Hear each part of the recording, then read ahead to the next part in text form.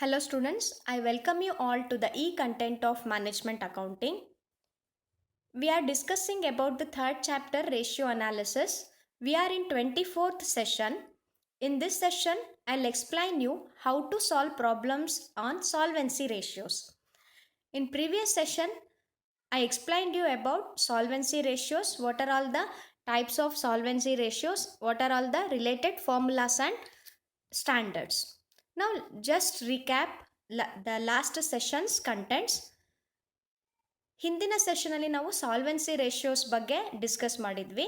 Solvency ರೇಷಿಯೋಸ್ನ ನಾವು leverage ratio ಅಥವಾ capital structure ratio ಅಂತಾನೂ ಹೇಳ್ತೀವಿ. Solvency ratios indicate the long-term efficiency or long-term solvency of the organization. In order to assess whether the organization is able to pay all its long-term debts or not, we use solvency ratios. Solvency ratios explain us the capital structure of the company.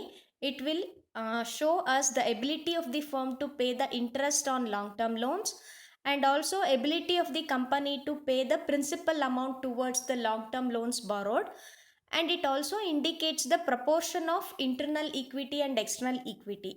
We can check whether this proportion is according to the standard or not. Important solvency ratios are proprietary ratio, debt equity ratio, equity to fixed assets ratio, equity to current ratio, current liabilities to shareholders fund ratio, and capital gearing ratio. Now I have taken up one problem. From the following information, calculate the proprietary ratio. In this problem, we are asked to calculate proprietary ratio. Proprietary ratio is also known as net worth to total asset or equity to total asset ratio. ಇದರಲ್ಲಿ ಏನೆಲ್ಲ details ಕೊಟ್ಟಿದ್ದಾರೆ ನೋಡೋಣ. Equity share capital ಇದೆ 6 lakhs, fixed assets 7,50,000, preference share capital 3 lakh, current assets 3 lakh, reserves 1,50,000, investments 4,50,000, debentures 3,60,000, creditors 90,000. ಇಷ್ಟು information ಇದೆ. ಇವಾಗ ನಮಗೆ ಮಾಡಕ್ಕೆ ಕೇಳಿರೋದು ಪ್ರೊಪ್ರೈಟರಿ ರೇಷಿಯೋ ಮಾತ್ರ. ಸೊ ಪ್ರೊಪ್ರೈಟರಿ ರೇಷಿಯೋ ಅಂತ ಹೇಳಿದ್ರೆ ಫಾರ್ಮುಲಾ ಫಸ್ಟ್ ನೋಡೋಣ. Share holders fund divided by total assets ಅಂತ ಮಾಡ್ತೀವಿ. ಶೇರ್ ಹೋಲ್ಡರ್ಸ್ ಫಂಡ್ನಲ್ಲಿ ಏನೇನೆಲ್ಲ ತಗೊಳ್ಬೇಕು ಅಂದರೆ paid up equity, preference share capital ಇದ್ದರೆ ಅದು, ರಿಸರ್ವ್ಸ್ ಮತ್ತು ಪ್ರಾಫಿಟ್ಟು. ಟೋಟಲ್ ಅಸೆಟ್ಸ್ ಅಂತ ಹೇಳಿದ್ರೆ ಫಿಕ್ಸ್ಡ್ ಅಸೆಟ್ಸ್ ಮತ್ತು ಕರೆಂಟ್ ಅಸೆಟ್ಸ್. ಇಲ್ಲಿ ನೋಡಿ ಪ್ರಾಬ್ಲಮಲ್ಲಿ ಫಿಕ್ಸ್ಡ್ ಅಸೆಟ್ಸ್ ಕೊಟ್ಟಿದ್ದಾರೆ. ಸೆಕೆಂಡ್ನಲ್ಲೇ ಫಿಕ್ಸ್ಡ್ ಅಸೆಟ್ಸ್ 7,50,000 ಇದೆ. ಅದೇ ರೀತಿ ಕರೆಂಟ್ ಅಸೆಟ್ಸು 3 lakh ಇದೆ. ನೆಕ್ಸ್ಟ್ ಅದೇ ಥರ ನಾವು ಇಲ್ಲಿ ಇನ್ಯಾವ್ದ್ಯಾವ್ದೆಲ್ಲ ತೊಗೊಳ್ಬೇಕಾಗತ್ತೆ ಅಂದರೆ ಶೇರ್ ಹೋಲ್ಡರ್ಸ್ ಫಂಡ್ ಕ್ಯಾಲ್ಕುಲೇಟ್ ಮಾಡೋಕ್ಕೆ ಇಕ್ವಿಟಿ ಶೇರ್ ಕ್ಯಾಪಿಟಲ್ ತೊಗೊಳ್ಬೇಕು, ಪ್ರಿಫರೆನ್ಸ್ ಶೇರ್ ಕ್ಯಾಪಿಟಲ್ ತೊಗೊಳ್ಬೇಕು, ರಿಸರ್ವ್ಸ್ ತೊಗೊಳ್ಬೇಕು, ಇದಿಷ್ಟನ್ನು ತೊಗೊಳ್ಬೇಕು. ಡಿಬೆಂಚರ್ಸ್ ಮತ್ತು ಕ್ರೆಡಿಟಾರ್ಸ್ನೆಲ್ಲ ತೊಗೊಳ್ಳೋ ಹಂಗಿಲ್ಲ.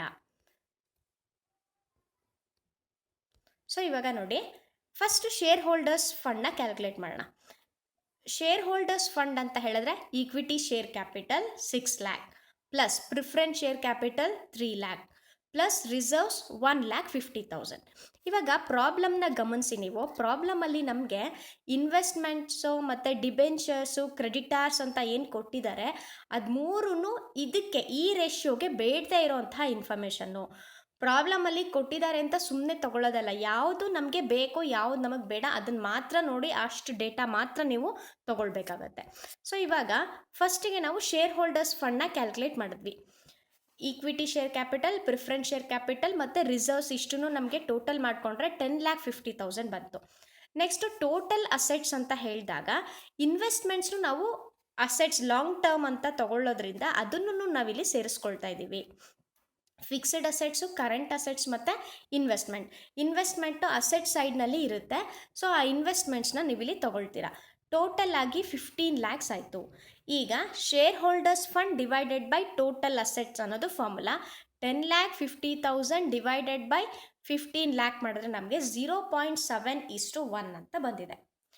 ನಾವು ಸ್ಟ್ಯಾಂಡರ್ಡ್ ರೇಷಿಯೋನ 5:1 ಆಗಿದೆ ಸ್ಟ್ಯಾಂಡರ್ಡ್ ರೇಷಿಯೋ. ಇದಕ್ಕೆ ಕಂಪೇರ್ ಮಾಡಿದ್ರೆ ನಮ್ಮ ರೇಷಿಯೋ ತುಂಬ ಕಡಿಮೆ ಇದೆ. ಸೊ ತುಂಬ ಕಡಿಮೆ ಇದೆ ಅಂತ ಹೇಳಿದ್ರೆ ಅಂದರೆ ಇವಾಗ ರೇಷಿಯೋನಲ್ಲಿ ಅಂದರೆ 1 ನಮ್ಮ ಅಸೆಟ್ಸ್ ಆಗಿದ್ದರೆ 0.7 ಅಷ್ಟು ನಾವು ಶೇರ್ ಹೋಲ್ಡರ್ಸ್ ಫಂಡ್ನ ಯೂಸ್ ಮಾಡಿದ್ದೀವಿ. ಅಂದರೆ 0.7 ಅಷ್ಟಿದೆ ಅಂತ ಹೇಳಿದ್ರೆ ತುಂಬ ಕಡಿಮೆ ಈಕ್ವಿಟಿಯಿಂದ ನಾವು ಫಿಕ್ಸ್ಡ್ ಅಸೆಟ್ಸ್ನ ಅಥವಾ ಟೋಟಲ್ ಅಸೆಟ್ಸ್ನ ಫೈನಾನ್ಸ್ ಮಾಡಿದ್ದೀವಿ. ಅದ್ರ ಬದಲು ಟೋಟಲ್ ಅಸೆಟ್ಸು ಯಾತ್ರಿಂದ ಫೈನಾನ್ಸ್ ಆಗಿದೆ, ನಮಗೆ ಡೆಟ್ಟಿಂದ ಜಾಸ್ತಿ ಫೈನಾನ್ಸ್ ಆಗಿದೆ. ನೆಕ್ಸ್ಟ್ ಇವಾಗ ಡೆಟ್ ಈಕ್ವಿಟಿ ರೇಷಿಯೋದು ಒಂದು ಪ್ರಾಬ್ಲಮ್ ತೊಗೊಂಡಿದ್ದೀನಿ. ಡೆಟ್ ಈಕ್ವಿಟಿ ರೇಷಿಯೋ ಕ್ಯಾಲ್ಕುಲೇಟ್ ಮಾಡಿ ಅಂತ ಕೆಲವು ಪರ್ಟಿಕ್ಯುಲರ್ಸ್ನ ಕೊಟ್ಟಿದ್ದಾರೆ.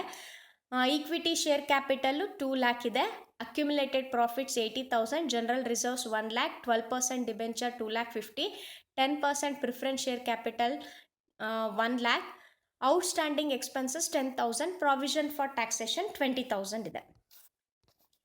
ಇವಾಗ ಡೆಟ್ ಈಕ್ವಿಟಿ ರೇಷಿಯೋನಲ್ಲಿ formula external equities divided by internal equity ಅಥವಾ ಶೇರ್ ಹೋಲ್ಡರ್ಸ್ ಫಂಡ್. ಇದರಲ್ಲಿ ಸ್ಟ್ಯಾಂಡರ್ಡ್ ರೇಷಿಯೋ 2:1 ಇದೆ. ಇವಾಗ ಫಸ್ಟು ಕ್ಯಾಲ್ಕುಲೇಟ್ ಮಾಡಿ ನೋಡೋಣ. ಎಕ್ಸ್ಟರ್ನಲ್ ಈಕ್ವಿಟಿ ಅಂತ ಹೇಳಿದ್ರೆ ಡೆಟ್ನ ಕ್ಯಾಲ್ಕುಲೇಟ್ ಮಾಡುವಾಗ ನಾವು ಏನೇನೆಲ್ಲ ತೊಗೊಳ್ತೀವಿ ಅಂತ ಹೇಳಿದ್ರೆ, ಲಾಂಗ್ ಟರ್ಮ್ ಡೆಟ್ ಕೆಲವು ಸಲ ತೊಗೊಳ್ತೀವಿ, ಕೆಲವು ಸಲ ಬೋತ್ ಲಾಂಗ್ ಟರ್ಮ್ ಮತ್ತು ಶಾರ್ಟ್ ಟರ್ಮ್ ಡೆಟ್ ತೊಗೊಳ್ತೀವಿ. ಇಂಟರ್ನಲ್ ಈಕ್ವಿಟಿ ಅಂತ ಹೇಳಿದ್ರೆ equity capital, preference share capital, reserves, surplus ಇದೆಲ್ಲ ತೊಗೊಂಡು ಅಕಸ್ಮಾತ್ ಲಾಸಸ್ ಏನಾದರೂ ಅದನ್ನ ಲೆಸ್ ಮಾಡ್ತೀವಿ. ಈಗ ಈ ಪ್ರಾಬ್ಲಮ್ನಲ್ಲಿ ನಮಗೆ ಲಾಸಸ್ ಏನೂ ಕೊಟ್ಟಿಲ್ಲ, ಹಾಗಾಗಿ ಲಾಸಸ್ ಯಾವುದನ್ನು ನಾವು ಲೆಸ್ ಮಾಡೋಷ್ಟಿಲ್ಲ. ಈಗ ಫಸ್ಟು ಡೆಟ್ನ ಕ್ಯಾಲ್ಕುಲೇಟ್ ಮಾಡೋಣ. ಈಗ ಲಾಂಗ್ ಟರ್ಮ್ ಡೆಟ್ ಅಂತ ಹೇಳಿದಾಗ ಇಲ್ಲಿ 12% ಡಿಬೆಂಚರ್ಸ್ ಇದೆ, ಅದನ್ನು ಮಾತ್ರ ತೊಗೊಂಡಿರೋದು. ಲಾಂಗ್ ಟರ್ಮ್ ಡೆಟ್ ಯಾವುದನ್ನು ಮಾತ್ರ ನಾವು ತೊಗೊಳ್ತಾ ಇದ್ದೀವಿ, ಲಾಂಗ್ ಟರ್ಮ್ ಡೆಟ್ನ ಮಾತ್ರ ತೊಗೊಳ್ತಾ ಇದ್ದೀವಿ. ಸೊ 12% ಡಿಬೆಂಚರು 2,50,000 ಇದೆ, ಅದನ್ನು ನಾವು ಡೆಟ್ ಅಂತ ಕನ್ಸಿಡರ್ ಮಾಡ್ತಾ ಇದ್ದೀವಿ. ನೆಕ್ಸ್ಟ್ ಇವಾಗ share holders fund. Share holders fund ಅಂತ ಹೇಳಿದ್ರೆ equity share capital, general reserve, accumulated profits ಮತ್ತು ಪ್ರಿಫರೆನ್ಸ್ ಶೇರ್ ಕ್ಯಾಪಿಟಲ್, ಇದಿಷ್ಟು ಪ್ರಾಬ್ಲಮ್ನಲ್ಲಿ ಏನು ಕೊಟ್ಟಿದ್ದಾರೆ ಅದನ್ನ ನಾವು ಟೋಟಲ್ ಮಾಡ್ಕೊಳ್ತಾ ಇದ್ದೀವಿ. 2 lac equity share capital, 1 lac general reserves, 80,000 accumulated profit ಮತ್ತು 1 ಲ್ಯಾಕು ಪ್ರಿಫರೆನ್ಸ್ ಕ್ಯಾಪಿಟಲ್, ಇದಿಷ್ಟು ಟೋಟಲ್ ಮಾಡಿದ್ರೆ ನಮಗೆ 4,80,000 ಬಂದಿದೆ. ಸೊ 2,50,000 ಡಿವೈಡೆಡ್ ಬೈ 4,80,000 ಮಾಡಿದ್ರೆ ನಮಗೆ 0.52:1 ಅಂತ ಆನ್ಸರ್ ಬಂದಿದೆ. Next problem capital gearing ratio calculate ಮಾಡಲಿಕ್ಕೆ ಏನೇನೆಲ್ಲ ಡೀಟೇಲ್ಸ್ ಕೊಟ್ಟಿದ್ದಾರೆ ಅಂತ ಹೇಳಿದ್ರೆ, 15% preference share capital, 12% debenture, equity share capital 3 lakh ಇದೆ, reserves and surplus 2,50,000, preliminary expenses 50,000, ಇದಿಷ್ಟು ನಮಗೆ ಡೇಟಾ ಕೊಟ್ಟಿದ್ದಾರೆ. ಇವಾಗ ಕ್ಯಾಪಿಟಲ್ ಗೇರಿಂಗ್ ರೇಷಿಯೋ ಅಂದರೆ fixed interest bearing securities divided by equity share holders fund ಅಂತ ಬರುತ್ತೆ. ಈಗ ಇಲ್ಲಿ ಪ್ರಾಬ್ಲಮ್ನಲ್ಲಿ ನೋಡಿ, 15% ಪ್ರಿಫರೆನ್ಸ್ ಕ್ಯಾಪಿಟಲ್ ಅಂತ ಇದೆಯಲ್ವಾ, ಅದು ಫಿಕ್ಸೆಡ್ ಇಂಟ್ರೆಸ್ಟ್ ಬೇರಿಂಗ್ ಸೆಕ್ಯೂರಿಟಿ ಆಗುತ್ತೆ.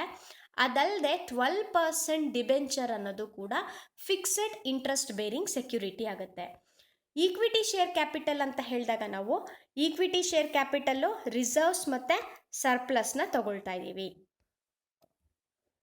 ಅದಲ್ಲದೆ ಪ್ರಿಲಿಮಿನರಿ ಎಕ್ಸ್ಪೆನ್ಸಸ್ ಏನು ತೊಗೊಂಡಿದ್ದಾರೆ, ಆ ಪ್ರಿಲಿಮಿನರಿ ಎಕ್ಸ್ಪೆನ್ಸಸ್ ಅನ್ನೋದು ನಮಗೆ ಡೆಫರ್ಡ್ ಎಕ್ಸ್ಪೆನ್ಸಸ್ಸು, ಹಾಗಾಗಿ ಅದನ್ನು ನಾವು ಲೆಸ್ ಮಾಡ್ತಾ ಇದ್ದೀವಿ. ಇವಾಗ ಈಕ್ವಿಟಿ ಶೇರ್ ಹೋಲ್ಡರ್ಸ್ ಫಂಡ್ನ ಕ್ಯಾಲ್ಕುಲೇಟ್ ಮಾಡ್ತಾ ಇದ್ದೀವಿ. Equity share capital 3 lac plus reserves and surplus 2,50,000 minus preliminary expenses 50,000, ಇದಿಷ್ಟು ಮಾಡಿದ್ರೆ ನಮಗೆ 5 ಲ್ಯಾಕ್ ಸಿಕ್ತು. Equity share holders fund 5 lac ಅಂತ ಸಿಕ್ಕಿದೆ. ನೆಕ್ಸ್ಟ್ ಇವಾಗ ಫಿಕ್ಸೆಡ್ ಇಂಟ್ರೆಸ್ಟ್ ಬೇರಿಂಗ್ ಸೆಕ್ಯೂರಿಟೀಸ್ ಅಂತ ಹೇಳಿದಾಗ ಎರಡಿದೆ ಇಲ್ಲಿ, ಒಂದು 15% ಪ್ರಿಫರೆನ್ಸ್ ಶೇರ್, ಇನ್ನೊಂದು 12% ಡಿಬೆಂಚರ್. ಇದೆರಡನ್ನು ಆ್ಯಡ್ ಮಾಡಿದ್ರೆ ನಮಗೆ 25 ಲ್ಯಾಕ್ ಅಂತ ಸಿಕ್ಕಿದೆ. ಸೊ ಇವಾಗ 25 ಲ್ಯಾಕ್ ಡಿವೈಡೆಡ್ ಬೈ 5 ಲ್ಯಾಕ್ ಮಾಡ್ತೀವಿ, ಅವಾಗ ನಮಗೆ 5:1 ಅಂತ ಸಿಕ್ಕಿದೆ. Next calculate debt equity ratio from the following information ಅಂತ ಹೇಳಿಬಿಟ್ಟು ಕೆಲವು ಇನ್ಫಾರ್ಮೇಷನ್ನ ಕೊಟ್ಟಿದ್ದಾರೆ. ತುಂಬ ಸಿಂಪಲ್ ಆಗಿದೆ ಇದು. ಟೋಟಲ್ ಅಸೆಟ್ಸು, ಕರೆಂಟ್ ಲಯಬಿಲಿಟೀಸ್ ಮತ್ತು ಟೋಟಲ್ ಡೆಟ್ಸ್ನ ಕೊಟ್ಟಿದ್ದಾರೆ. ಇವಾಗ ನೋಡಿ, ಡೆಟ್ ಈಕ್ವಿಟಿ ರೇಷಿಯೋ ಅಂದರೆ debt divided by equity. Equity ಅಂತ ಹೇಳಿದ್ರೆ ಇಲ್ಲಿ ಈಕ್ವಿಟಿ ಕೊಟ್ಟಿಲ್ಲ, ಡೈರೆಕ್ಟಾಗಿ ಈಕ್ವಿಟಿ ಕೊಟ್ಟಿಲ್ಲದೆ ಇರೋದ್ರಿಂದ ನಾವೇನು ಮಾಡ್ಕೋತಾ ಇದ್ದೀವಿ ಅಂದರೆ, ಏನು ಅಸೆಟ್ಸ್ ಇದೆ ಅದರಲ್ಲಿ ನಾವು ಡೆಟ್ಸ್ನ ಕಳೆದ್ಬಿಟ್ರೆ ನಮಗೆ ಈಕ್ವಿಟಿ ಸಿಗುತ್ತೆ. ಹೇಗೆ ಅಂತ ಹೇಳಿದ್ರೆ, ನೀವು ಲಯಬಿಲಿಟಿ ಸೈಡಲ್ಲಿ ನೆನಪು ಮಾಡ್ಕೊಳ್ಳಿ. ಲಯಬಿಲಿಟಿ ಸೈಡ್ನಲ್ಲೆಲ್ಲ ಏನಿರುತ್ತೆ, ಕ್ಯಾಪಿಟಲ್ ಮತ್ತು ಡೆಟ್ ಇರುತ್ತೆ. So total assets is equal to total liabilities, total assets is equal to total liabilities ಆಗಿರೋದ್ರಿಂದ equity is equal to total assets minus total debts ಅಂತ ಈಕ್ವೇಷನ್ ಸಿಗುತ್ತೆ. 15 ಲ್ಯಾಕ್ ಮೈನಸ್ 12 ಲ್ಯಾಕ್ ಮಾಡಿದ್ರೆ ನಮಗೆ 3 lac equity ಸಿಕ್ಕಿದೆ. ಈಗ next debt ಅಂದರೆ long term debt ಎಷ್ಟಿದೆ ಅಂತ ನಾವು ಕಂಡುಹಿಡಿಬೇಕಂದ್ರೆ ಟೋಟಲ್ ಡೆಟ್ಟಲ್ಲಿ ಕರೆಂಟ್ ಲೈಬಿಲಿಟೀಸ್ನ ತೆಗಿತಾ ಇದ್ದೀವಿ.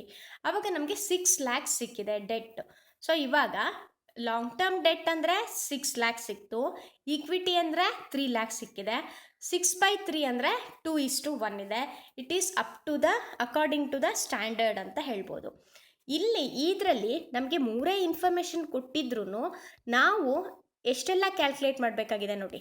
ಇದರಲ್ಲಿ ಡೆಟ್ ಅವರು ಡೈರೆಕ್ಟಾಗಿ ಕೊಟ್ಟಿಲ್ಲ, ಈಕ್ವಿಟಿನೂ ಡೈರೆಕ್ಟಾಗಿ ಕೊಟ್ಟಿಲ್ಲ.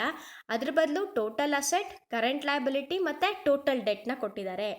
ಸೊ ಇವಾಗ ನಾವು ಫಸ್ಟಿಗೆ ಏನು ಮಾಡ್ಕೊಂಡ್ವಿ, ಈಕ್ವಿಟಿನ ಕ್ಯಾಲ್ಕುಲೇಟ್ ಮಾಡ್ಕೊಂಡ್ವಿ. ಈಕ್ವಿಟಿ ಹೆಂಗೆ ಕ್ಯಾಲ್ಕುಲೇಟ್ ಮಾಡಿದ್ವಿ, total assets minus total debts ಮಾಡಿಬಿಟ್ಟು ಈಕ್ವಿಟಿ ಕ್ಯಾಲ್ಕುಲೇಟ್ ಮಾಡಿದ್ವಿ. ನೆಕ್ಸ್ಟ್ ಸ್ಟೆಪ್ಪು ಲಾಂಗ್ ಟರ್ಮ್ ಡೆಟ್ನ ಕ್ಯಾಲ್ಕುಲೇಟ್ ಮಾಡಿದ್ವಿ. ಲಾಂಗ್ ಟರ್ಮ್ ಡೆಟ್ನ ಹೆಂಗೆ ಕ್ಯಾಲ್ಕುಲೇಟ್ ಮಾಡಿದ್ವಿ ಅಂದರೆ total debt minus current liabilities ಮಾಡಿದಾಗ ನಮಗೆ ಡೆಟ್ ಅಥವಾ ಲಾಂಗ್ ಟರ್ಮ್ ಡೆಟ್ ಸಿಕ್ತು. ಅದಾದಮೇಲೆ ನಾವು ಡೆಟ್ ಡಿವೈಡೆಡ್ ಬೈ ಈಕ್ವಿಟಿ ಅನ್ನೋ ಫಾರ್ಮುಲಾಗೆ ಅದನ್ನ ಸಬ್ಸ್ಟಿಟ್ಯೂಟ್ ಮಾಡಿದ್ವಿ. This is how we calculate the solvency ratios. Hope you understood. ನಾನು ಇನ್ನೂ ನಿಮಗೆ ಸುಮಾರು ಪ್ರಾಬ್ಲಮ್ಸ್ನ ಮಾಡಿಸಿದ್ದೀನಿ, ಅಂದರೆ ಎಕ್ಸ್ಪ್ಲೈನ್ ಮಾಡ್ತೀನಿ. ಇವಾಗ ಒಂದೊಂದೇ ನಾವು ರೇಷಿಯೋಸ್ನ ನೋಡ್ತಾ ಬಂದಿದ್ದೀವಿ. ಲಿಕ್ವಿಡಿಟಿ ರೇಷಿಯೋ ಆಯಿತು. ಈಗ ಸಾಲ್ವೆನ್ಸಿ ರೇಷಿಯೋಸ್ ಎಕ್ಸ್ಪ್ಲೈನ್ ಮಾಡಿ ಅದರದ್ದು ರಿಲೇಟೆಡ್ ಪ್ರಾಬ್ಲಮ್ಸ್ನ ನಾನು ನಿಮಗೆ ಎಕ್ಸ್ಪ್ಲೈನ್ ಮಾಡಿದೆ. ನೆಕ್ಸ್ಟ್ ಇದೇ ಥರ ಆ್ಯಕ್ಟಿವಿಟಿ ರೇಷಿಯೋಸು, ಪ್ರಾಫಿಟಬಿಲಿಟಿ ರೇಷಿಯೋಸ್ ಏನಿದೆ ಅದ್ರದ್ದು ಎಕ್ಸ್ಪ್ಲೈನ್ ಮಾಡಿ ಆಮೇಲೆ ಒಂದೇ ಸಲ ನಾನು 15 ಮಾರ್ಕ್ಗೆ ಯಾವ ರೀತಿ ಎಲ್ಲ ರೇಷಿಯೋಸ್ನ ಮಿಕ್ಸ್ ಮಾಡಿ ಕೊಡ್ತಾರೆ ಅದನ್ನು ನಾನು ನಿಮಗೆ ಎಕ್ಸ್ಪ್ಲೈನ್ ಮಾಡ್ತೀನಿ. ನೀವೇನು ಮಾಡಬೇಕಂತ ಹೇಳಿದ್ರೆ ಇವಾಗ ಏನೇನೆಲ್ಲ ಎಕ್ಸ್ಪ್ಲೈನ್ ಮಾಡಿದ್ದೀನಿ ಅದನ್ನು ಪ್ರಾಬ್ಲಮ್ಸ್ನ ನೀವು ಒಂದ್ಸಲ ಬರ್ಕೊಂಬಿಟ್ಟು ನೀವು ಒಂದ್ಸಲ ಪ್ರಾಬ್ಲಮ್ಸ್ನ ಪ್ರಾಕ್ಟೀಸ್ ಮಾಡಬೇಕು. ನಿಮಗೆ ಫಾರ್ಮುಲಾ ಕರೆಕ್ಟಾಗಿ ಬರುತ್ತಾ ಇಲ್ವಾ, ಯಾವ ಫಾರ್ಮುಲಾನಲ್ಲಿ ಯಾವ ಫ್ಯಾಕ್ಟರ್ಗೆ ಏನೇನೆಲ್ಲ ಆ್ಯಡ್ ಮಾಡಬೇಕು, ಯಾವುದನ್ನು ಲೆಸ್ ಮಾಡಬೇಕು, ಇದೆಲ್ಲನೂ ನೀವು ಲೆಕ್ಕ ಮಾಡಿದಾಗ್ಲೇ ಅರ್ಥ ಆಗೋದು. ಹಾಗಾಗಿ ನೀವು ಒಂದೆರಡು ಸಲ ಚೆನ್ನಾಗಿ ನೋಡ್ಕೊಂಬಿಟ್ಟು ಆಮೇಲೆ ನೀವು ಇದನ್ನು ಪ್ರಾಕ್ಟೀಸ್ ಮಾಡಿ. ಇವತ್ತಿನ ಸೆಷನ್ ಅರ್ಥ ಆಗಿದೆ ಅಂತ ಅಂದ್ಕೊಳ್ತೀನಿ. Thank you one and all.